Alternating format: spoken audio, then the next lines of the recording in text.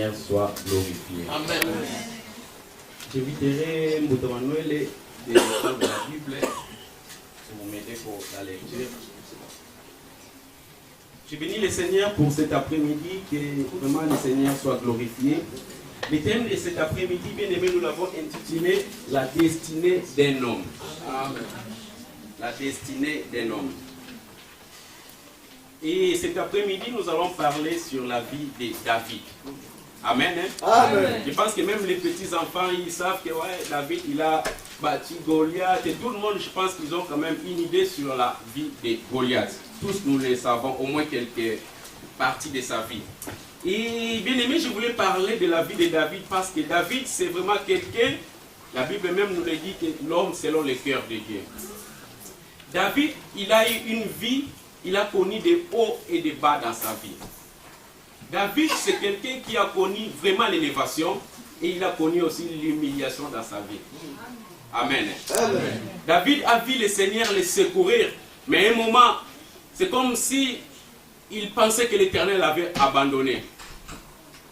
David a vu la main de l'Éternel devant Goliath, un jeune garçon, mais il a dû faire face devant un homme de 3 mètres. Un homme que même la grande armée avait peur de l'affronter, mais un jeune homme, David, il a dit, moi j'irai parce que je sais, j'ai confiance à l'Éternel. Et il a su faire face devant cet homme géant. David, c'est quelqu'un, je pourrais même dire, David aussi, il est l'ancêtre de notre Seigneur Jésus-Christ. Donc, la vie de David, c'est tellement riche. Si nous nous mettons à étudier la vie de David, nous allons prendre des mois et des mois. Amen. Hein? Amen. C'est vraiment quelqu'un vraiment de très riche dans la Bible. Et pour aujourd'hui, nous allons juste nous limiter à quelques étapes de sa vie qui va nous aider à introduire cette prédication. Et je reprends encore le thème, la destinée d'un homme. Dis à ton bien-aimé, la destinée d'un homme. La destinée d'un homme. Amen. Hein? Amen. La destinée, c'est comme, si, c'est comme un chemin tracé. Amen. Hein? Amen. Et ce chemin est toujours tracé par l'Éternel. Et cet après-midi, la vie de David, nous allons essayer de les diviser plutôt en plusieurs parties. Nous allons voir la jeunesse de David, parce que sa vie est divisée vraiment en plusieurs parties. La jeunesse, sa jeunesse, la victoire de David sur Goliath, David dans le palais royal, David persécuté par Saoul, David roi de Juda, et David roi d'Israël. Amen. Hein? Sauf que tout cela, on ne pourra pas le faire aujourd'hui. Mais on va juste essayer de voir quelques parties de sa vie. Nous allons parler de la jeunesse de David. David, quand il était jeune, la Bible nous dit que le roi qui était le premier roi d'Israël, que nous appelons Saoul, Saoul, il n'avait pas obéi à la voix de l'Éternel. Saoul, il n'avait pas obéi aux ordonnances de l'Éternel et l'Éternel l'avait rejeté. Pendant que Saoul était rejeté, l'Éternel s'était choisi d'un homme pour remplacer, si vous voulez, pour être à la place de Saoul. Et cet homme, le choix de l'Éternel s'était porté sur David. David, il était un jeune garçon, un jeune blond, vraiment un très jeune garçon.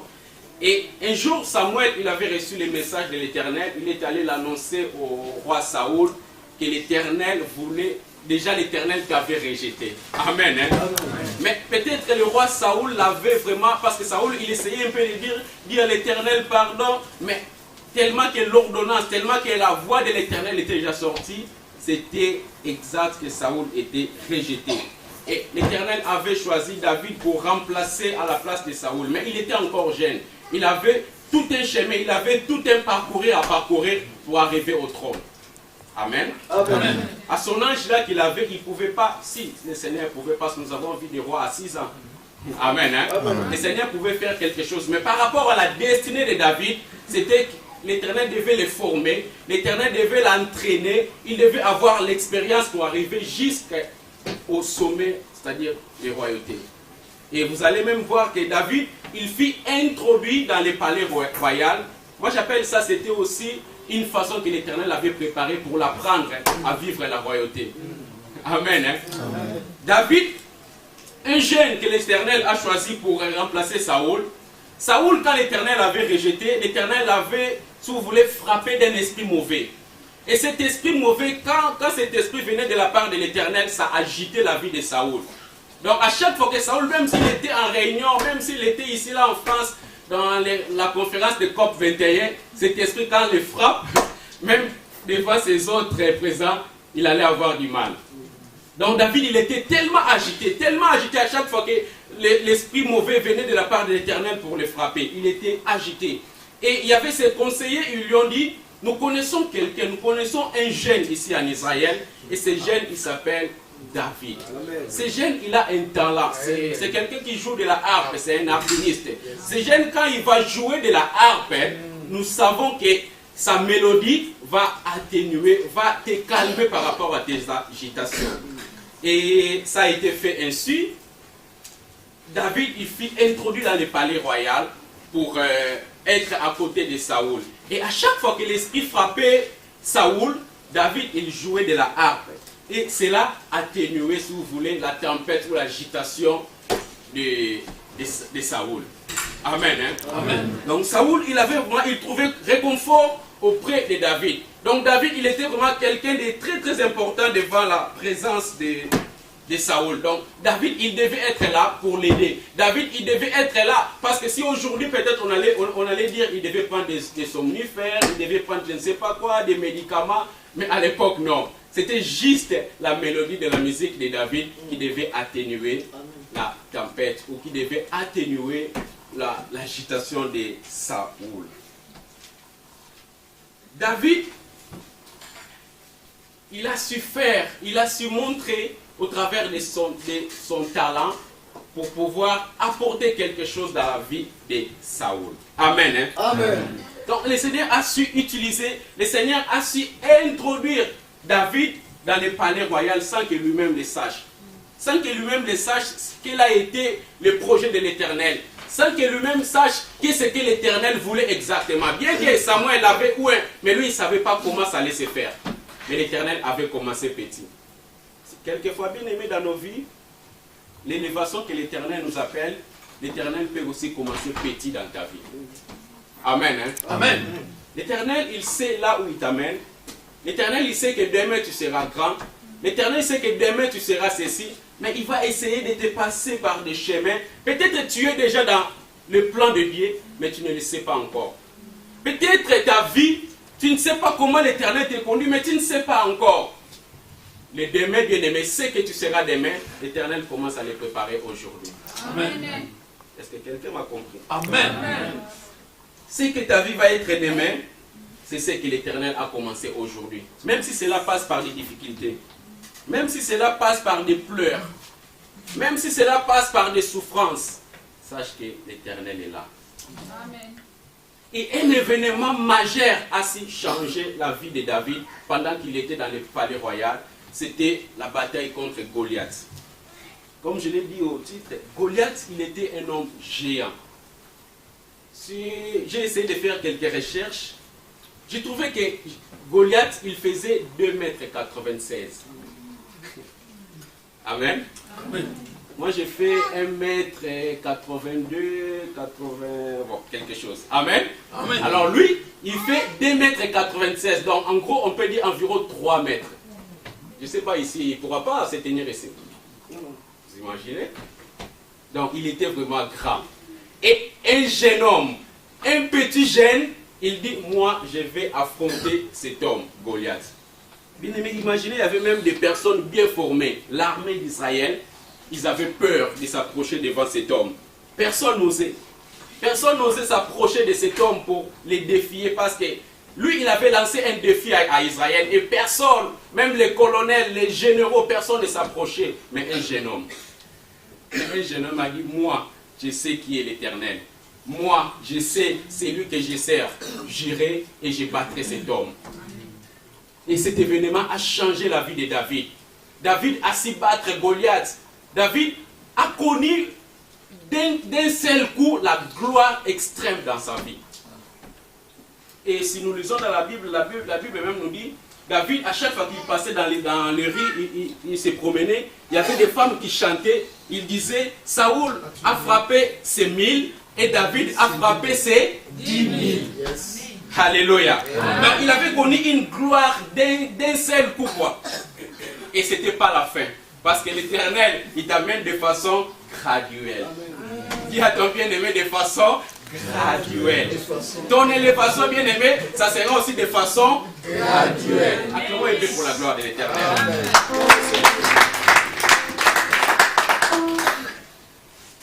David, il a su faire ça. David, il a connu l'ovation. David, il a connu les acclamations du peuple. David, il a connu les honneurs du peuple. Et quelque chose de grave encore, bien que ces honneurs, bien que ces acclamations, au lieu que ça puisse apporter vraiment David dans la gloire comme il le souhaitait, ça dit d'apporter la jalousie. Amen. Amen. Peut-être que David avait dit, mais frère David, c'est ça, il était à mon frère. Peut-être que David, il avait dit, mais Seigneur, où est-ce que tu m'amènes? Seigneur, qu'est-ce que tu me fais? Je pensais que c'était là le point final. Or que c'était juste le virgule. Il a bâti Goliath, il avait connu la gloire. Mais d'un seul coup, il monte et du coup, l'humiliation. Il y avait le roi Saoul. Le roi Saoul, il n'était pas content de voir que toute cette gloire soit rendue à David. Il dit non, non, non, non, non. Pourquoi les gens vont dire que Saoul, il a frappé ses 1000 et David, il a frappé ses 10 000. Il était jaloux de lui. Ça a suscité la jalousie de la part du roi Saoul. Et Saoul, il cherchait de tous moyens pour pouvoir mettre fin à la vie de David. Amen. Amen. Il a cherché. Il a cherché de tous moyens parce que Saoul, s'il te plaît, 1 Samuel 15. Mais 1 Samuel 15, je te dirai les versets parce que je ne voulais pas les lire, mais juste pour l'église sache au moins. Parce que je voulais les passer vite fait, mais je vais quand même les lire. 1 Samuel 15, les versets 17 à 29. Je ne sais pas si c'est trop ou bien on peut diminuer. Bon, c'est pas grave, 17. Juste pour avoir l'idée. Samuel dit, lorsque tu étais petit à tes yeux, n'es-tu pas venu le chef des tribus d'Israël? Et l'Éternel ne t'a-t-il pas oint pour que tu sois roi sur Israël? L'Éternel t'avait fait partir en disant, va et ne vous pas interdire ce péché. Les Amalécites, et tu leur feras la guerre jusqu'à ce que tu les aies exterminés. Pourquoi n'as-tu pas écouté la voix de l'Éternel? Pourquoi t'es-tu jeté sur le butin? Et as-tu fait ce qui est mal aux yeux de l'Éternel? Saoul répondit à Samuel, j'ai bien écouté la voix de l'Éternel et j'ai suivi le chemin par lequel il m'a envoyé.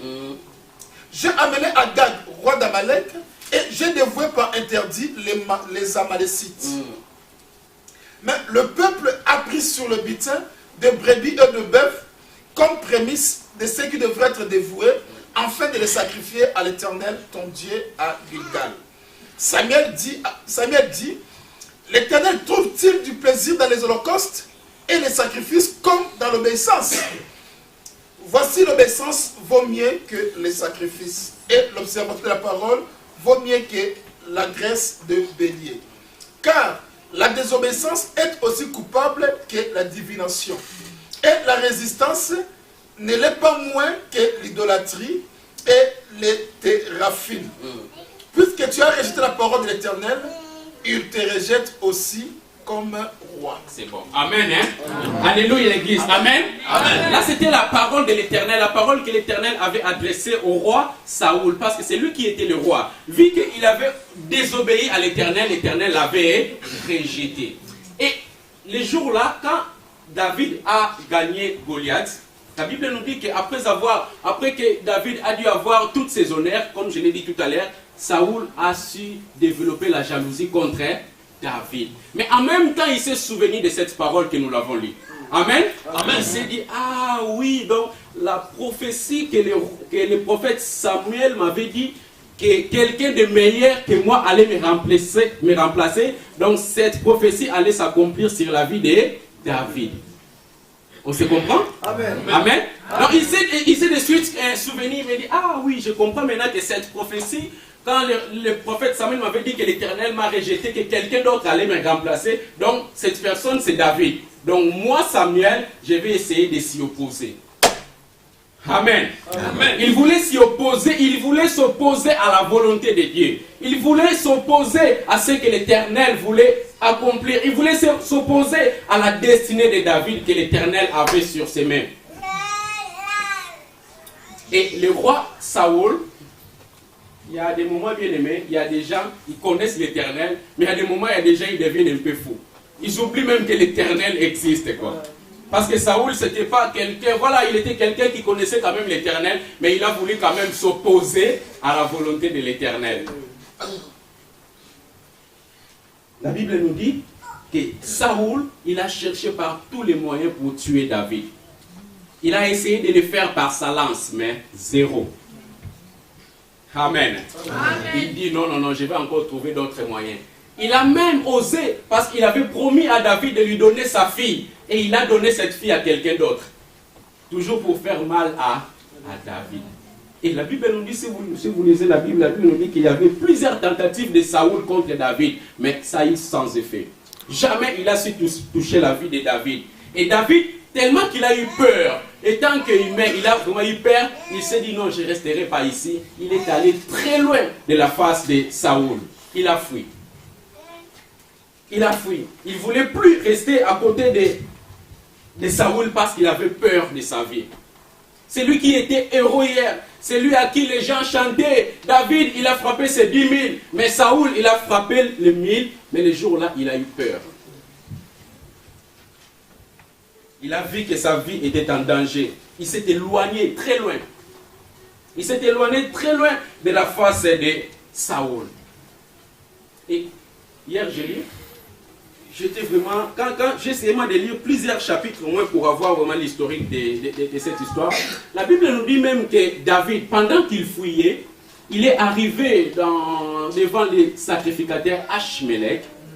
Il dit au sacrificateur Achmelech, c'est-à-dire il a essayé de mentir. Il a menti, parce que là je le dis clairement, il a menti au sacrificateur Achmelech que le roi m'a envoyé, et pourtant le roi ne lui avait pas envoyé. C'était pourquoi? Pour avoir le fils que quelques pains à manger. Parce qu'il était devenu un fugitif. Il était tombé si bas. Quelqu'un qui avait la gloire d'un seul coup, il descend en bas. Amen. Amen. Alléluia. Amen. Balançons nos mains pour la gloire de l'Éternel. Amen. Il a connu l'humiliation. Mais il a connu aussi la gloire. Je pense à quelqu'un ici dans cette salle. Peut-être dans ta vie, tu as aussi connu la gloire, mais aujourd'hui, tu subis l'humiliation. Peut-être tu as connu aussi l'élévation, mais aujourd'hui, tu es en train de pleurer, tu es en train de voir l'humiliation dans ta vie, comme David. David, il en a vu aussi, mais bien qu'il était dans le plan de Dieu, bien qu'il suivait la destinée de l'Éternel, mais le jour-là, il était dans l'humiliation. Quelque chose de pire encore. Écoutez mes bien-aimés. David, il a tué le Goliath. Goliath, il était un Philistin. On est d'accord? Ouais. Pendant qu'il fouillait Saoul, il est encore allé chercher l'asile chez les Philistins. Bobo Mbangaï. Alléluia. Alléluia. Il avait peur de sa vie. Il pensait que c'était fini. Il y a même des commentateurs qui disent que David, il avait perdu la foi. Il était désespéré. Il était déprimé. Il pensait que l'Éternel avait abandonné. Alléluia. La vie de David a basculé dans les néants. David ne savait plus quoi faire. Il dit, il allait chercher la pousse chez les Philistins. Et les Philistins, quand ils l'ont vu, ils ont dit, mais c'est pas normal. N'est-ce pas lui là? N'est-ce pas Saoul qui nous a humiliés hier? Et ils se sont saisis de lui. Dans 21, je pense, oui, dans 21, 1 Samuel 21, tu commences par les versets 12 et tu t'arrêtes à la fin. On est là à l'église? Amen. Ouais. David prit à cœur ces paroles et il eut une grande crainte. Bon, monte un peu pour que les gens comprennent parce que là il n'y a pas clair. David s'éleva et s'enfuit. À 10, voilà. Et s'enfuit le même jour loin de Saül. Il arriva chez Akish, roi de Gath. Les serviteurs d'Akish lui dirent, n'est-ce pas là David, roi du pays? N'est-ce pas celui pour qui l'on chantait dansant? Saoul a frappé ses 1000 Et David a frappé ses 10 000. David prit à cœur ces paroles et il eut une grande crainte d'Achish, roi des Gath. Il se montra comme fou à leurs yeux et fit devant eux des extravagances. Il faisait de marques sur le bâtiment de porte et il laissait couler sa salive sur sa barbe. Achish dit à ses serviteurs, vous voyez bien que cet homme a perdu la raison. Pourquoi me l'amenez-vous? Est-ce que je marque des fous pour que vous m'ameniez celui-ci et me rendiez témoin de ces extravagances? Faut-il qu'il entre dans ma maison? Amen, hein? Amen. Alléluia. Amen. Les Gath, là, c'est une ville, mais dans le Philistie, dans le pays des Philistins. Amen. Amen. Il est allé chercher l'asile chez ses ennemis, chez les gens à qui il a combattu. Et les gens, quand ils l'ont vu, ils ont dit, oh, mais n'est-ce pas lui là qui nous a humiliés hier? Parce que quand même, Goliath, il faisait quand même l'honneur des Philistins. Mais le jour-là, il a dû être tué par un jeune. Et ce même jeune, il vient encore chez nous pour que nous le protégions. Il dit, ce n'est pas le cas. Ils se sont saisis de lui. Ah mon Dieu. Même si tu as l'appel du Seigneur, même si tu as la promesse du Seigneur, sache que le chemin que le Seigneur t'amènera parfois, ça sera ténébreux. Amen. Amen. Amen. Tout ne sera pas rose dans ta vie. Tu continueras, tu verras. Le Seigneur, il te fera comme il a fait avec les enfants d'Israël. 430 ans, au lieu de le faire en un jour, quoi. Mais ils ont fait des années et des années. Tu as la promesse du Seigneur. Tu as l'appel du Seigneur dans ta vie. Mais le plan appartient à l'Éternel. Amen. Amen. Ta destinée est entre les mains de l'Éternel. Parce que David, en ce moment-là qu'il fouillait, il avait déjà plutôt reçu l'onction. Amen. Amen. Il avait déjà l'onction. Voilà, il avait déjà l'onction que c'est lui qui serait le roi. Mais malgré ça, la souffrance.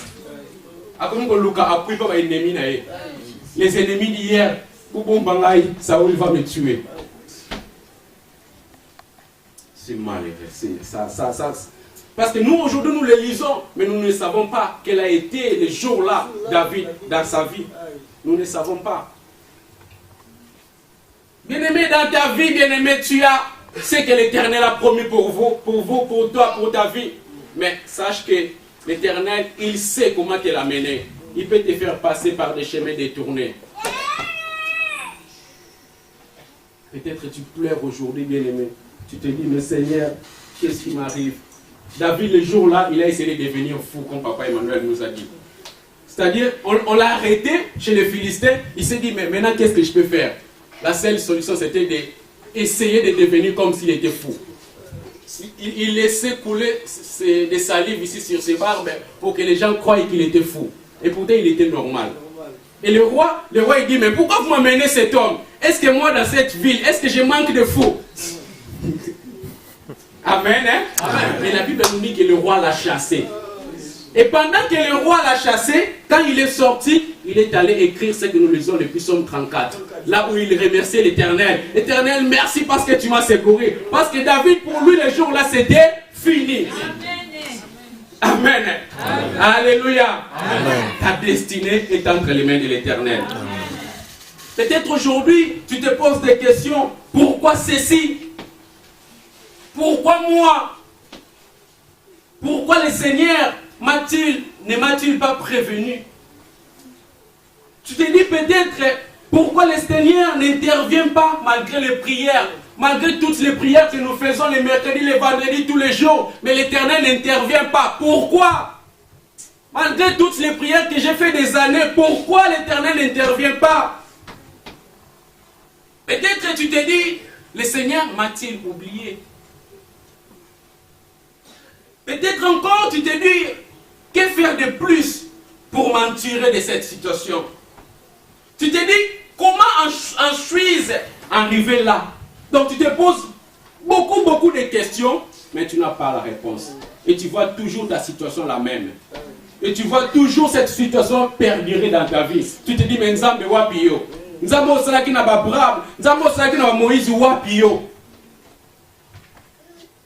Bien aimé, parfois quand nous regardons quelqu'un, tu regardes quelqu'un, tu ne connais pas ce que cette personne vit. C'est ça maintenant le problème. Parce que nous voyons la personne, tu le vois peut-être rigoler, mais tu ne vois pas son cœur.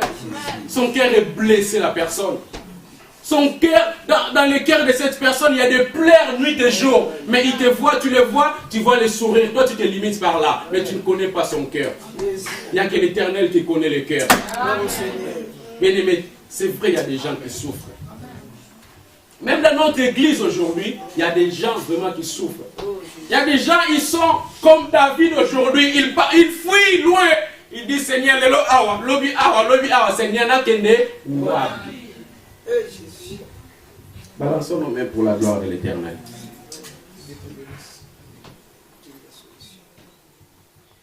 C'est vrai, bien aimé, dans des épreuves, il nous arrive à se poser des questions. Et j'aimerais rappeler à l'Église que ces questions, et ça, nous les Amen.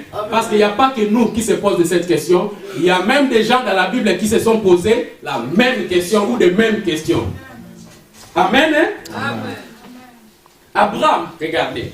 Abraham, il avait reçu la promesse de l'Éternel, mais un jour, il a dit renier sa femme. Vous imaginez? Il avait la promesse. C'est l'Éternel. C'est le Seigneur qui lui a dit. Mais un jour devant Abimelech, il dit non, non, non, Sarah, c'est pas ma femme. Il a renié. Juste pour avoir quelque chose pour survivre. Et Isaac aussi, notre père, il a fait pareil comme son père.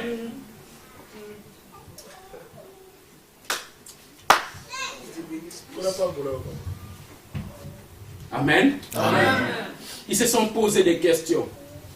Ils se sont posés des questions. David aussi, il en a même fait l'objet de plusieurs de ses psaumes. Pendant qu'il pleurait, pendant qu'il faisait ça. Et pire encore, c'est Job. La Bible nous dit que Job... La Bible nous dit que Job, c'est quelqu'un de fidèle. Si vous lisez la Bible, vous allez voir. Mais le jour-là, il a dit... Dans Job, je vais le dire après, mais je vais juste dire ce qu'il a dit. Dans Job 3, verset 11, on va le lire, attendez. Mais il a dit à l'Éternel, pourquoi je suis né? Seigneur, pourquoi Pourquoi, Seigneur? Il fait un coup fatal. Lis-nous dans Job chapitre 3, verset 11.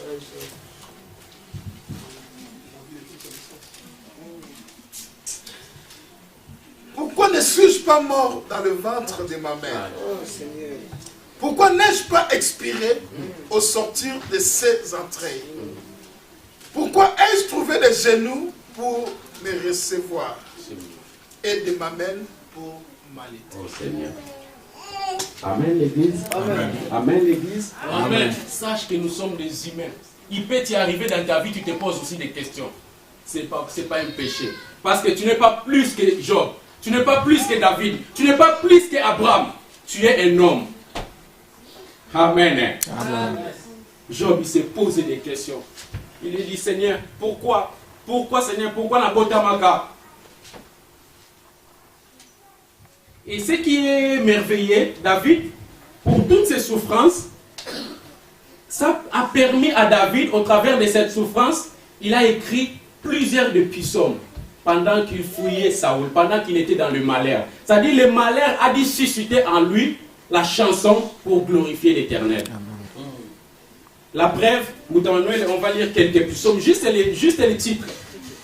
Psaume 56. Parce que celle-là aussi, David l'a écrit pendant qu'il était en détresse. Lis-nous juste les premiers versets. Au chef des chantres, Sir Colombe. Sir Colombe de Térébeth, hymne de David lorsque les Philistins les saisirent à Gath. Aie pitié de moi, ô Dieu, car des hommes me harcèlent. Tous les jours, ils me font la guerre, ils me tourmentent. Amen. Amen. Hein? Amen. Encore le psaume 57. Tous ces psaumes que je vous donne, c'est les psaumes que David a su écrire pendant qu'il était dans les malheurs. Il y en a beaucoup, mais j'essaie juste de prendre quelques psaumes. Aie pitié de moi, oh Dieu, aie pitié de moi. Car en toi, mon âme cherche un refuge. Amen. Je cherche un refuge à l'ombre de tes ailes. jusqu'à ce que les calamités soient passées. 59. Psaume 59. Juste les titres, comme nous le faisons, juste les titres. 59. Mon Dieu, non, au chef des chantres, au chef des chantres. Oui, je fais ça surtout. Ne détruis pas. Oui, oui. Hymne de David, lorsque Saül envoya cerner la maison pour le faire mourir. C'est bon. Amen, hein? Parce qu'il y en a beaucoup. Il y a Psaume 63. Dans les Psaumes 63, où nous trouvons la chanson que nous chantons ici souvent à l'église. Car ta bonté. Amen. C'était, nous aujourd'hui, nous l'adorons, mais les jours là, on ne sait pas à quel état il était David. Amen, hein? Amen. Nous ne savons pas à quel état il était en train de chanter cette chanson. Il y a le psaume 142. Toutes ces psaumes, David l'a écrit dans le malheur, dans la souffrance. Mais ce qui me rassure, bien aimé, malgré toutes ces questions, malgré les multiples questions que ces gens se sont posées, ils savaient que l'Éternel, il était leur seul soutien possible. Amen. Amen. Il savait que la clé de leur réussite ne dépendait que de l'Éternel. C'est pourquoi David, il essayait d'écrire parfois des chansons pour dire, moi je suis limité, je ne compte que sur toi. Moi l'Éternel, je ne sais plus quoi faire, mais je ne regarde que toi. Il a su écrire beaucoup de psaumes. Il a su écrire beaucoup pour pouvoir élever le nom de l'Éternel. Job, c'est lui qui a dit hier, Seigneur, pourquoi suis-je né? Pourquoi je suis né? Et le même Job, il dit, je sais. Yes. Je sais que mon Rédempteur est vivant et il se lèvera le dernier. Alléluia. Bien-aimé, Nakibomoto.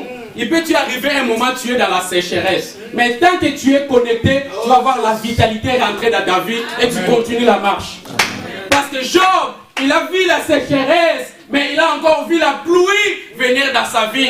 Et ça lui a donné la confiance envers l'Éternel. Il dit, je sais que mon Rédempteur est vivant. Il ne laissera pas Job dans la souffrance.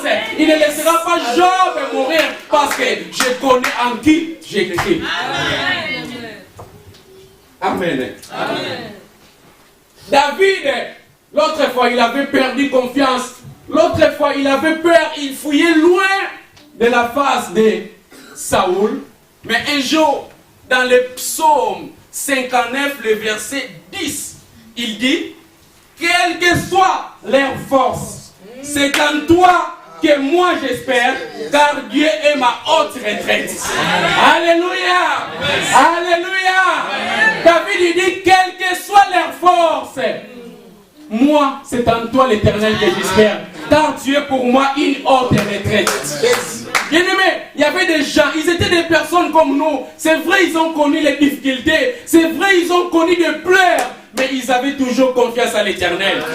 Ils savaient que leur solution, ils savaient que la clé de leur réussite dépendait que de l'Éternel. J'aimerais dire à quelqu'un aujourd'hui dans l'église, je sais que tu souffres, je sais que tu traverses des moments très difficiles, mais Nzambe il continuera à le faire dans ta vie. Le Seigneur qui t'a appelé, le Seigneur qui t'a donné la vie, le Seigneur qui te conduit, il te sortira de cette situation. Tu diras comme Job, je sais que mon Rédempteur est vivant. Tu diras comme David, quel que soit leur nombre. Qui c'est qui s'oppose à la volonté de l'Éternel dans ta vie? Et moi je vais te dire, laisse-les faire. Laisse-les parler. Laisse-les comploter. Mais sache une chose, quel que soit leur nombre, quel que soit tout ce qu'ils diront, reste confiant à l'Éternel, parce que l'Éternel reste pour toi une haute retraite. Acclamons pour la gloire de l'Éternel. Acclamons pour la gloire de l'Éternel.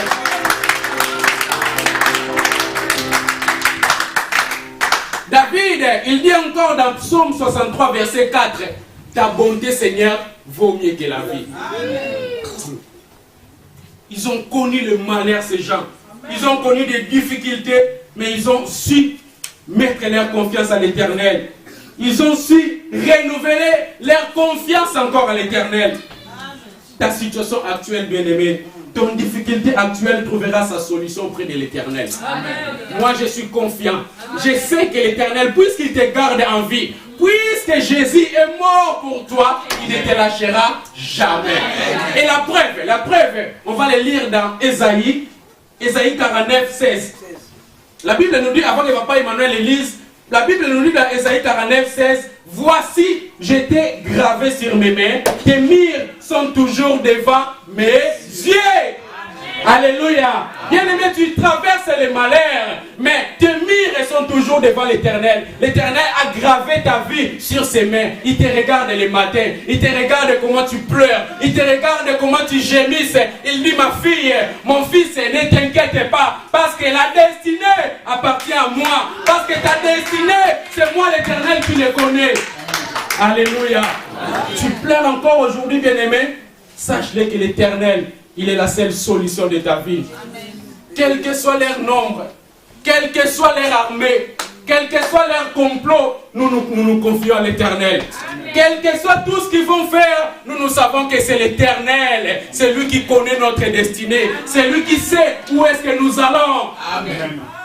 Le Seigneur savait où est-ce que David il allait. Même si le jour-là, David, il était allé chercher l'asile chez les Philistins, il pleurait. Mais l'Éternel, il le voyait parce que David, sa vie était gravée dans les mains de l'Éternel. Acclamons pour la gloire de l'Éternel. Acclamons pour la gloire de l'Éternel. L'éducation puisse apporter le réconfort à ton peuple qui pleure. Parce qu'aujourd'hui, bien aimé, on se voit à l'église, mais on ne se connaît pas le cœur. Il y a des gens qui pleurent aujourd'hui. Il y a des gens qui souffrent dans notre église, bien aimé. Ils ont vraiment besoin de la main de l'Éternel. C'est à cela que j'adresse cette parole. L'Éternel est vivant. Il s'élèvera dans ta vie. L'Éternel te défendra. Parce que ta vie est gravée entre les mains de l'Éternel. J'aimerais inviter à l'église. Nous allons prier. J'aimerais inviter l'église de se mettre debout.